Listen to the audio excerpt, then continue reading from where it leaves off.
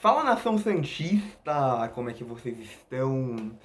O meu nome é Marcos Vinícius Arruda e esse é o meu canal aqui no YouTube. Sejam muito bem-vindos a mais um vídeo do canal para fazermos análise pós-jogo de Santos 2, Coritiba 1. Até que enfim, quer dizer, até que enfim não, eu não vou falar até que enfim, né, porque não faz tempo que o Santos ganhou pela última vez. A última vitória do Santos foi contra o Palmeiras, né, mas depois disso a derrota contra o Bragantino, a catástrofe contra o Inter e agora a gente volta a respirar contra o Curitiba num jogo bem jogado, bem disputado pelo Santos, né, fazendo a análise pós-jogo. O que eu tenho a dizer? O que eu posso dizer é que o Santos jogou bem, que o Santos soube ser competitivo, que o Santos soube ser organizado, né? Assim, depois do papelão de domingo, depois da vergonha, do vexame que a gente passou contra o Inter no domingo, o Santos volta a jogar bem, volta a fazer um bom jogo, se impõe diante do Curitiba na Vila Belmiro, né? E joga de forma organizada e competente para conseguir a vitória, e assim o Santos consegue a vitória, né? Eu acho que não tem como a gente não falar desse jogo se a gente não falar também da arbitragem, não tem como a gente citar, na verdade, não tem como a gente não citar a arbitragem nesse jogo, porque a arbitragem cometeu erros que esses erros poderiam muito ter prejudicado o Santos, né? A gente viu, assim, pelo menos dois lances que poderiam ter acarretado muito no resultado da partida, que foi o gol anulado do Marcos Leonardo, que aliás foi um golaço que o Marcos Leonardo fez, que foi anulado, e o pênalti do Curitiba, o pênalti que foi marcado para o Curitiba. Porque assim, eu acho que jamais, nem em sonho, jamais seria marcado um pênalti como esse. A jogada não tinha nada a ver para marcar um pênalti, não tinha nada a ver com um pênalti. Então jamais poderia ser marcado um pênalti como aquele em nenhuma partida, nem em sonho. Mas a arbitragem vai lá e marca. E isso poderia ter prejudicado muito o Santos, né? O gol anulado do Marcos Leonardo poderia ter prejudicado muito o Santos. Muito. Mas isso não aconteceu. Ainda bem que não aconteceu. Porque, por mais que tudo isso tenha acontecido, o Santos ainda assim fez o que deveria ter feito para conseguir o resultado. Mesmo assim, o Santos manteve a calma, manteve assim o controle da partida e assim conseguiu o resultado. Isso foi bom. O Santos ganhou, né? E foi bom assim porque o Santos não se descontrolou em nenhum momento, mesmo, né, com a arbitragem fazendo tudo o que fez de errado. O Santos ainda conseguiu manter a calma para ter o resultado. E isso é bom, isso é muito bom, né? A gente ganha o jogo, mesmo com tudo que aconteceu, mesmo com a arbitragem cometendo esses erros que poderia ter prejudicado, mas não prejudicaram, ainda bem, né? Enfim, a gente ganha o jogo, né? E assim, o que eu tenho para falar é que, o que eu já falei agora, o Santos jogou bem. O Santos soube ter o controle da partida em todo momento, soube fazer um bom jogo, soube se impor, demonstrar autoridade e competência para ir para cima do adversário, no caso do Curitiba, né? E fazer uma boa partida e assim conseguir a vitória. Que bom, né?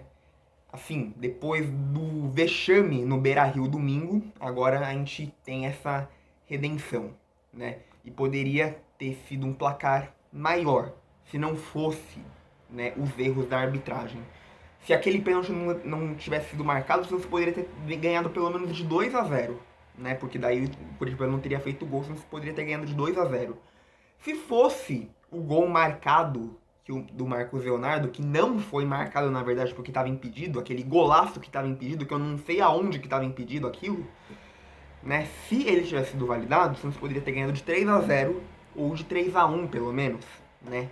Enfim, mas também teve bola na trave, enfim, o Santos poderia muito bem ter conseguido um placar ainda maior, ter goleado o Curitiba, né? Não aconteceu. mas pelo menos a gente consegue a vitória e respira agora no campeonato. Estamos fora da zona de rebaixamento, fomos para 33 pontos, 33 pontos fora da zona de rebaixamento. Primeiro time dentro da zona de rebaixamento é quem? O Goiás com 31. O Vasco perdeu do Inter, né? O Inter que humilhou o Santos domingo, o Inter que botou o Santos na roda domingo, né? Ajudou o Santos agora, isso foi bom, né?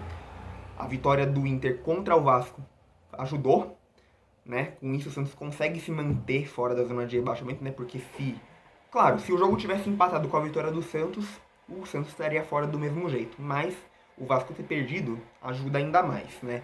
E se o Vasco tivesse ganhado do Inter, mesmo se a gente tivesse ganhado, a gente estaria dentro da zona de rebaixamento agora pela questão do saldo de gols.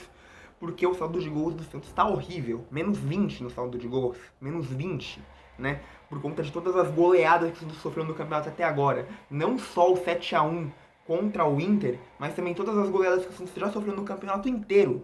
Faz o Santos ter esse saldo de gols ridículo, né? Então, uma vitória do Vasco contra o Inter, mesmo que o Santos tivesse ganhado o jogo, o Santos estaria dentro da zona de rebaixamento. Mas o Vasco perdeu e a gente consegue respirar, né? É um alívio, né? É uma, assim, como que eu posso dizer, uma acalmada nos ânimos até o jogo de domingo, o clássico contra o Corinthians, que vai ser um jogo difícil. O Corinthians também está numa situação igual a do Santos, menos pior, né? Porque o Corinthians ganhou do Cuiabá na quarta-feira, o Corinthians dá uma subida na tabela, né? Ainda não está completamente livre desse risco, assim como o Santos, né? Mas está numa situação mais fácil, né? Então por isso que o jogo contra o Corinthians, domingo clássico, vai ser um jogo complicado, até porque também vai ser fora de casa, você vai jogar na Neoquímica Arena, com toda a torcida do Corinthians lá, com toda a torcida do Corinthians, então vai ser um jogo complicado, mas pelo menos o Santos vem de uma vitória, e vem de uma vitória em que fez um bom jogo demonstrando competência. Isso dá um alívio, dá uma acalmada nos ânimos para esse jogo, né? A gente pode usar isso como uma vantagem, uma coisa a nosso favor, né, para pensar num bom resultado contra o Corinthians. Se o Santos conseguir manter essa mesma calma, o Santos pode ter um bom resultado contra o Corinthians, né? É complicado? É, mas não é impossível. Enfim, né? Mas enfim, de qualquer forma, é um respiro que a gente dá. Agora, é claro que a gente não tá completamente livre disso, infelizmente não, mas pelo menos um resultado importante pra gente continuar se mantendo firme e forte nessa luta contra o rebaixamento pra espantar de uma vez por todas um risco como esse, né? Enfim, né? E agora, todos os jogos que o Santos tem na Vila, o Santos tem que aproveitar para fazer bons jogos na Vila e ganhar, usar isso a seu favor para escapar o quanto antes desse risco. E os jogos fora de casa, aproveitar também o máximo possível para ter bons resultados. E assim, né, ficar completamente livre desse risco o quanto antes, né? Mas é isso que eu tenho para dizer. Enfim, né, não vou falar mais nada porque, né, tudo que eu tinha para falar eu já falei, mas o que eu tenho para falar de positivo dos jogadores, Marcos Leonardo, né, mais uma vez uma ótima partida do Marcos Leonardo, né, 2 gols, né, quer dizer, fez um gol só, né, mas 2 gols se tivesse sido validado o gol impedido, aquele golaço que estava impedido. Mas enfim, Joaquim, que fez o seu gol, fez uma partida segura, não só pelo gol, mas no jogo em si ele fez um jogo bom, fez uma partida segura. Soteldo também participou, fez assistência.